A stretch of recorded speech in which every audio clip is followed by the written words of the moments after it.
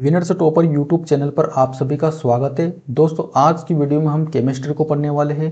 Chemistry को बहुत ही detail से समझेंगे, बहुत ही आसान भाषा में, और हमारे दैनिक जीवन में जो चीज़ें होती है, हमारे आसपास जो चीज़ें रहती है, उनसे ही ये केमिस्ट्री बनी है, तो उनको बहुत ही बेहतर तरीके से हम समझने वाले हैं।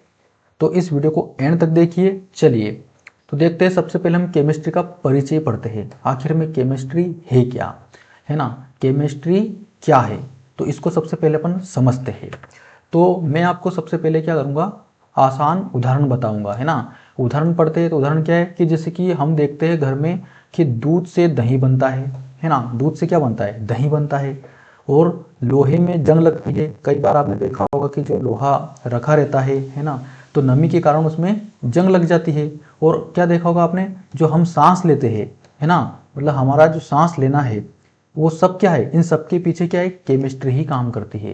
कि किस तरह से दूध से दही बनता है ना, लोहे में जंग कैसे लगता है, हम किस तरह से सांस लेते हैं। तो इन सब के पीछे क्या है, इन सब के पीछे केमिस्ट्री ही काम करती है। ठीक है, चलिए और समझते हैं, और अच्छे उदाहरणों के द्वारा हम केमिस्ट्री को समझने की कोशिश करते हैं। तो हमारे दैनिक जीवन में केमिस्ट्री किस तरह से होती है ना, मतलब हमारे आसपास की जो चीज़ें होती है उनके द्वारा ही केमिस्ट्री का निर्माण होता है। जैसे कि सबसे पहले रसोई घर में अगर बात करें, तो रसोई घर में क्या होता है, नमक होता है। तो नमक भी तो किसी ना किसी चीज़ से मिलकर बना होगा। बेकिंग सोडा, है ना, क्या होता है, बेकिंग सोडा, मतलब जिसको खाने का सोडा बोलते हैं। हमारे यहाँ इसको मीठा सोडा कहते हैं, मीठा सोडा, है ना, मीठा सोडा, खाने का सोडा। और क्या होते हैं, मसाला का यूज़ हम करते हैं स्वाद के लिए। तो ये रसोई घर में ये जो चीज़ें बनी हैं, तो ये किसी ना किसी चीज़ों से मिलकर बनी होंगी, है ना। तो इनके पीछे कुछ फॉर्मूले होंगे। तो ये सब क्या है, केमिस्ट्री के ही उदाहरण है। जैसे कि सफाई की बात करें, तो जो साबुन है, डिटर्जेंट है, ये सब क्या मेल साफ करने में काम आती है। ये एक रासायनिक क्रिया के द्वारा जो होता है, डिटर्जेंट होता है, कपड़ों को साफ करता है। और बात करें दवाइयाँ, जैसे कि सिर दर्द की गोली से लेकर एंटीबायोटिक्स तक, सब केमिस्ट्री की ही देन है ना, केमिस्ट्री की ही देन है। मतलब कि छोटी गोली से लगाकर बड़ी बड़ी बीमारियों में जो गोली दवाइयाँ काम आती है, वो भी सब केमिस्ट्री के कारण ही बनी होती है। और अगर खेती की बात करें, तो आपने देखा होगा फसलों में जो इस्तेमाल होता है, खाद, है ना, खाद होता है, कीटनाशक होता है, ये सारे के सारे केमिस्ट्री के ही उदाहरण हैं, है ना। मतलब हमारे आसपास की चीज़ें ही केमिस्ट्री है। हम क्या करते हैं, केमिस्ट्री को किताबों में ढूंढते हैं, लेकिन यह हमारे आसपास की हर चीज़ में है। हम जो खाते हैं, जो पहनते हैं, जिस हवा में हम सांस लेते हैं, वो भी क्या है, केमिस्ट्री ही है ना। तो केमिस्ट्री कुछ भी नहीं है, हमारे आसपास की हर वो चीज़ जिसे हम खाते हैं, पहनते हैं या सांस लेते हैं, वो सारी की सारी क्या है, केमिस्ट्री ही है।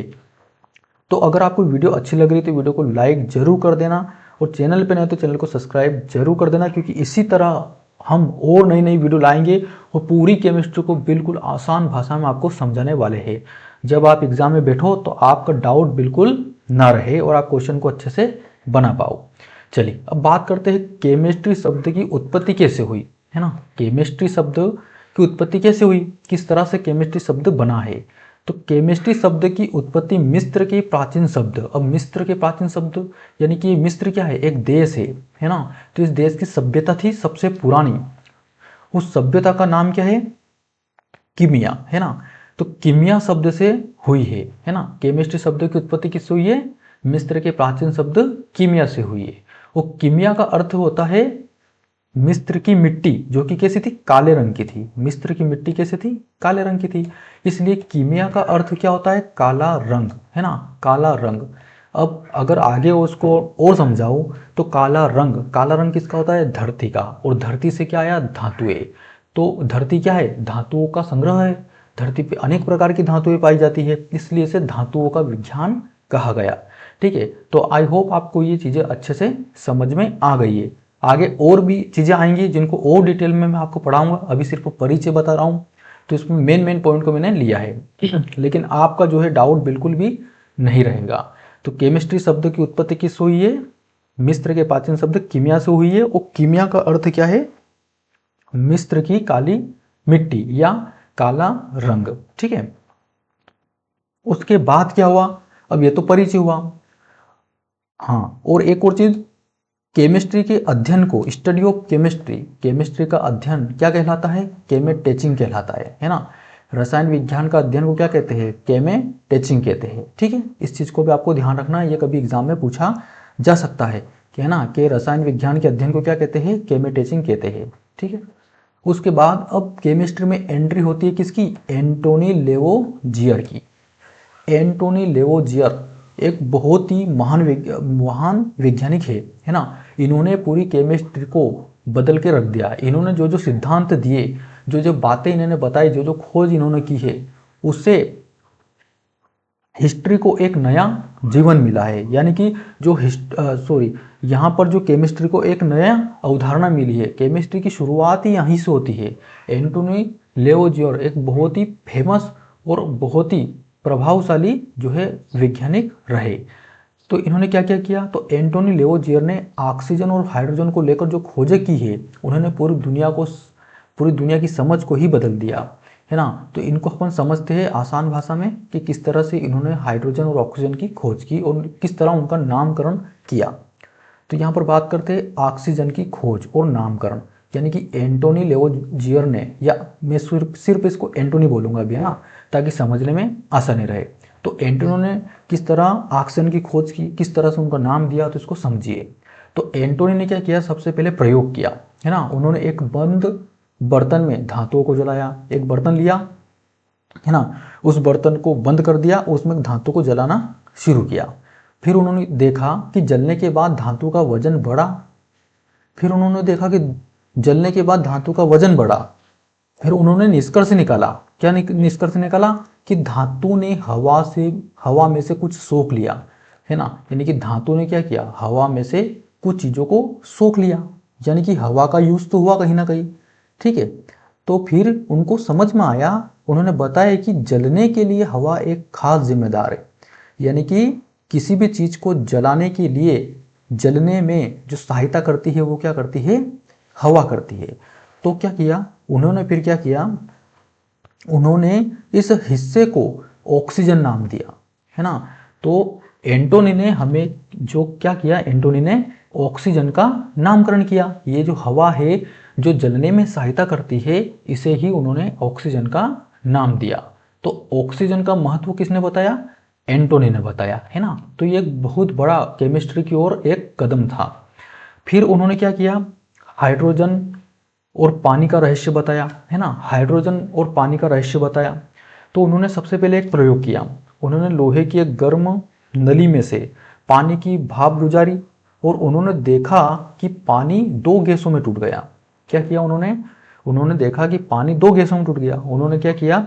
एक गर्म नली में पानी की भाप छोड़ी और उन्होंने देखा कि पानी दो हिस्सों में टूट गया, है ना। तो ये बहुत बड़ी खोज थी। उन्होंने बताया, ये साबित कर दिया कि पानी कोई तत्व नहीं है, बल्कि यह ऑक्सीजन और हाइड्रोजन के मेल से बना एक यौगिक है। मतलब पानी, वाटर क्या है? एक कंपाउंड है। किसका? हाइड्रोजन और ऑक्सीजन का। तो यानी कि पानी और ऑक्सीजन, पानी और जो है किस तरह का यौगिक है? हाइड्रोजन और ऑक्सीजन से बनने वाला एक यौगिक है। पानी कोई तत्व नहीं है, पानी तो दो चीजों से मिलकर बना है, ऑक्सीजन और हाइड्रोजन के मेल से बना है। यानी कि एक क्या है? यौगिक है। तो ये बहुत बड़ी खोज थी। तो यहाँ से क्वेश्चन किस तरह से पूछा जा सकता है कि हाइड्रोजन की खोज एंटोनी ने की। हाइड्रोजन जो है किस तरह का जो पानी किस तरह का यौगिक है? तो पानी हाइड्रोजन और ऑक्सीजन का यौगिक है। ऑक्सीजन का नामकरण किसने किया? तो एंटोनी ने किया। ठीक है, और ऑक्सीजन गैस जलने में सहायता करती है और सांस लेने में भी उपयोगी होती है। तो इन चीज़ों का नामकरण और इनकी खोज किसने की? एंटोनी ने की। उसके बाद भी जो एंटोनी थे और अभी रुके नहीं, उन्होंने और भी काम किया। क्या काम किया? उन्होंने जो है द्रव्यमान संरक्षण का नियम दिया। कैसा नियम दिया? द्रव्यमान संरक्षण का नियम दिया। अब ये द्रव्यमान संरक्षण का नियम क्या है ना। तो इसको मैं समझाता हूँ। लेवोजियर ने ऑक्सीजन और हाइड्रोजन के प्रयोगों के दौरान एक बहुत बड़ी बात कही, जो केमिस्ट्री का आधार बनी, है ना। लेवोजियर ने क्या किया? ऑक्सीजन और हाइड्रोजन के प्रयोग के दौरान एक बहुत बड़ी बात कही। मतलब इन प्रयोगों के बाद उन्होंने कुछ निष्कर्ष निकाला होगा, है ना, जो केमिस्ट्री का मेन क्या बना? बेस बना। उन्होंने बोला कि पदार्थों को ना तो बनाया जा सकता है और ना ही नष्ट किया जा सकता है, इसे केवल एक रूप से दूसरे रूप में बदला जा सकता है। मतलब कोई सा भी पदार्थ होता है तो ना तो उसको बनाया जा सकता है, ना ही उसको नष्ट किया जा सकता है। इससे केवल एक रूप से दूसरे रूप में ही बदला जा सकता है। ये बहुत इंपॉर्टेंट बात है। यानी कि ऑक्सीजन और हाइड्रोजन मिलकर पानी बनाएंगे तो उनका कुल वजन उतना ही रहेगा जितना पहले था। ठीक है, इसको और अच्छे एग्जाम्पल से मैं आपको समझाना चाहूंगा। तो मान लीजिए कि आप शरबत बना रहे हैं, है ना, क्या कर रहे हैं, शरबत बना रहे हैं। तो आपने 100 ग्राम पानी लिया, ठीक है, 100 ग्राम आपने पानी लिया और उसमें 100 ग्राम चीनी घोली। ठीक है, 100 ग्राम पानी लिया, 100 ग्राम चीनी घोली। तो शरबत बनने के बाद जब आप उसे तोलेंगे तो उसका वजन टोटल कितना हो जाएगा, 120 ग्राम ही रहेगा। मतलब आपने 100 ग्राम पानी और 20 ग्राम चीनी ली, मतलब अब इनका वजन कितना है, 120 ग्राम। तो जब आप शरबत बनाओगे और उसमें जो है चीनी पूरी तरह से घुल जाएगी पानी में, तो जब उसके बाद उसको तोलोगे तो उसका वजन 120 ग्राम ही रहेगा। इसका मतलब क्या है, मतलब कि द्रव्य पदार्थ ना तो उसको बनाया जा सकता है, ना ही नष्ट किया जा सकता है। इसे केवल एक रूप से दूसरे रूप में बदला जा सकता है। ठीक है, तो इसका मतलब क्या हुआ कि जो चीनी है वो पानी में गायब नहीं हुई, बल्कि उसने अपना रूप बदल लिया। यही केमिस्ट्री का नियम है ना। तो दोस्तों, जो लेवोजियर है यानी कि एंटोनी लेवोजियर है, इन्होंने इस नियम ने केमिस्ट्री को पूरी तरह बदल दिया। और इससे पहले लोग सोचते थे कि लकड़ी जलने के बाद राख बन जाती है ना। लोग क्या सोचते थे कि लकड़ी जलने के बाद राख बन जाती है और वजन कम हो जाता है, इसलिए द्रव्यमान नष्ट हो गया। लेकिन लेवोजियर ने बताया कि अगर आप लकड़ी से निकलने वाले धुएं और गैसों को इकट्ठा करके तोले तो वजन लकड़ी के शुरुआती वजन के बराबर ही निकलेगा, है ना। यानी कि जब लकड़ी को जला देते हैं, मान लीजिए कि लकड़ी कोई जो है 5 किलो की है, उसको जला दिया, तो जलाने के बाद तो राख बची, यानी कि उसका द्रव्यमान नष्ट हो गया। लेकिन ऐसा नहीं है। अगर राख और उससे निकलने वाला धुआं उसको वापस इकट्ठा करके तोले तो जो शुरुआती वजन था वही वजन उसका पुनः रह जाएगा। ठीक है, तो यही क्या है, ये द्रव्यमान संरक्षण का नियम है जो किसने दिया, एंटोनी लेवोजियर ने दिया। तो दोस्तों, आज की वीडियो में हमने सिर्फ क्या सीखा है, इसका परिचय सीखा है ना, जो कि मैंने आपको बहुत ही अच्छे ढंग से और हमारे दैनिक जीवन में जो चीज़ें यूज होती है उनके आधार पर मैंने आपको समझाया। ये वीडियो का पहला पार्ट है। अगर आप और भी इसी तरह का केमिस्ट्री को आगे सीखना चाहते हैं तो कमेंट करके जरूर बताइए। मैं आपको इसका पार्ट 2 लेकर आ रहा हूँ, जिसमें हम बहुत ही महत्वपूर्ण टॉपिक को कवर करने वाले हैं। मिलते हैं अगले वीडियो में, तब तक के लिए जय हिंद।